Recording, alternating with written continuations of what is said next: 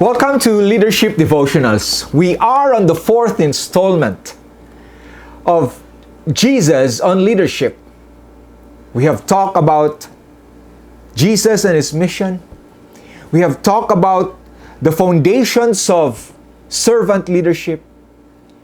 We have talked about how Jesus transformed the perception of servant-slave metaphor into friends, which is the core of servant leadership. That is relational leadership. And today, the topic about Jesus on leadership is leading with humility. According to Jesus, the call to servant leadership is also a call to humility. Jesus did not affirm the accomplishments of people who clamored for positions or places of primacy. In fact, God calls the humble. Okay, remember this. God calls the humble into leadership and not the proud and those who feel self-important. I repeat this, and this is very, very important. God calls the humble into leadership, not the proud and those who feel self-important.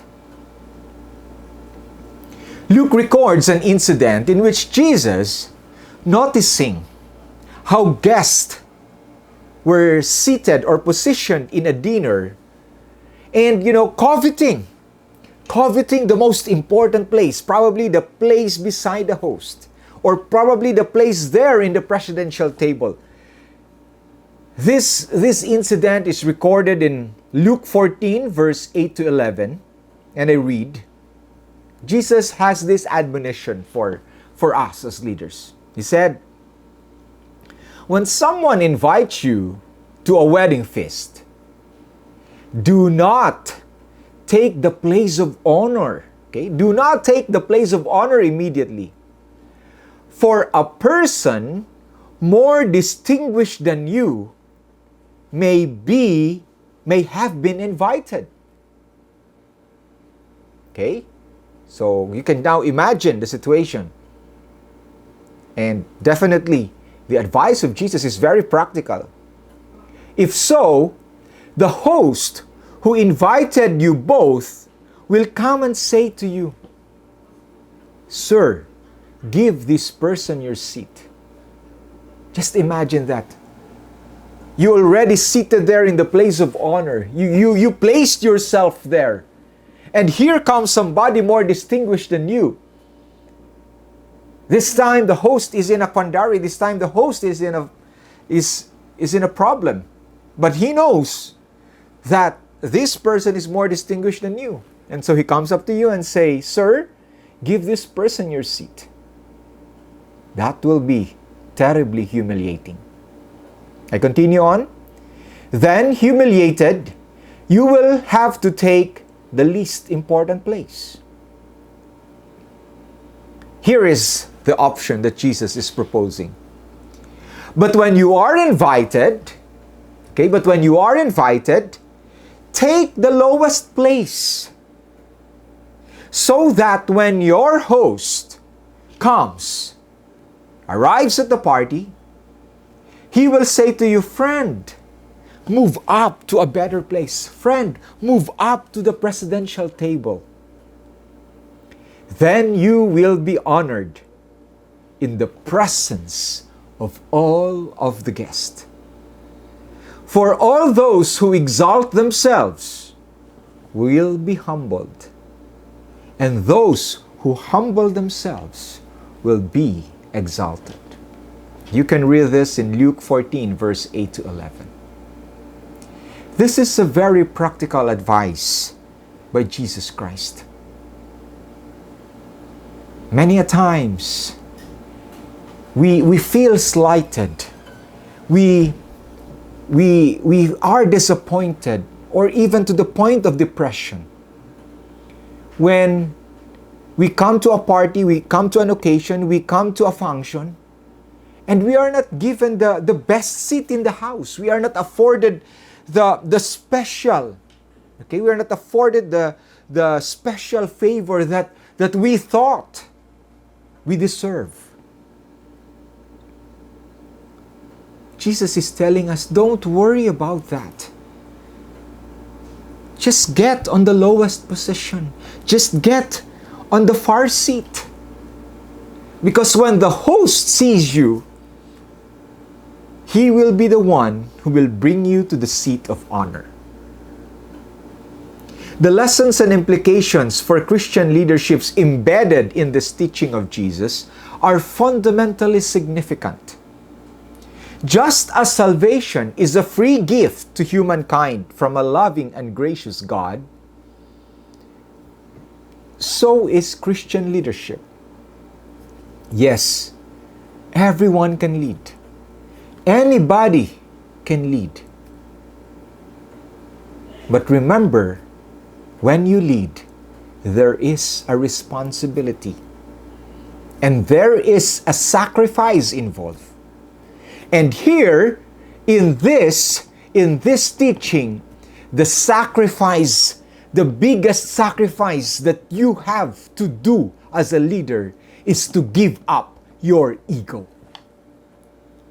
That to me, is the hardest sacrifice that a leader can do.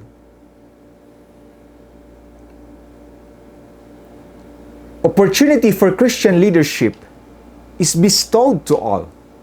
More significantly, Christian leadership is manifested by the humble, the man and woman who is free from selfish ambition. Oh, this is very important. The men and women who are free from selfish ambition. Christians serve out of a devotion to Jesus, a devotion to His mission. And as servants, they exercise leadership in whatever context God places on them. Leadership to the Christian leader is a stewardship from God. It is never a right. It is never an endowment. It is never an entitlement. It is a stewardship. It is a trust entrusted to you by God the Father. And with that trust, we should be humble enough to receive that responsibility. They operate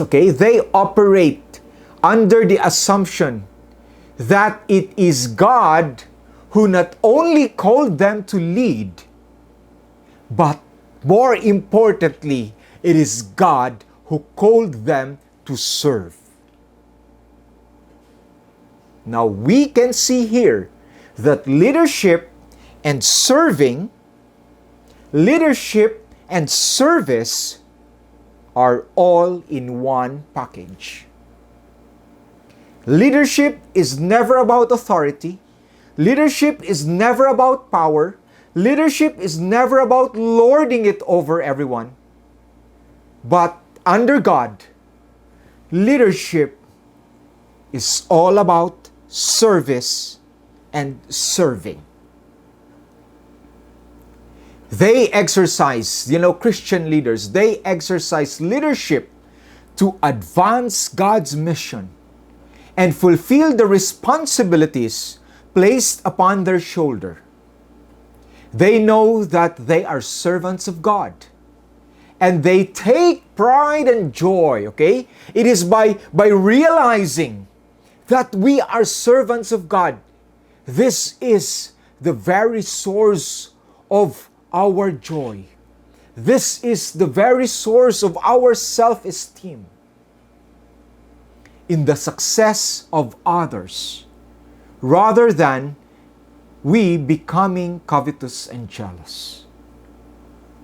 And so, the knowledge that we are serving our God, the knowledge that we are serving His people, is the source of our pride. And These leaders, these Christian leaders, are never covetous or jealous, but rather rejoice in the success of their fellow men. The humility that Jesus expected his followers to imitate was demonstrated in the incarnation and crucifixion of Jesus. According to Paul, Christians should have the same mindset as Christ Jesus, who, being in very nature God, did not consider equality with God something to be used to his own advantage. Rather, he made himself nothing by taking the very nature of a servant, being made in human likeness, and being found in appearance as a man, he humbled himself by becoming obedient unto death, even the death of the cross. Philippians chapter 2, verses 5 to 8.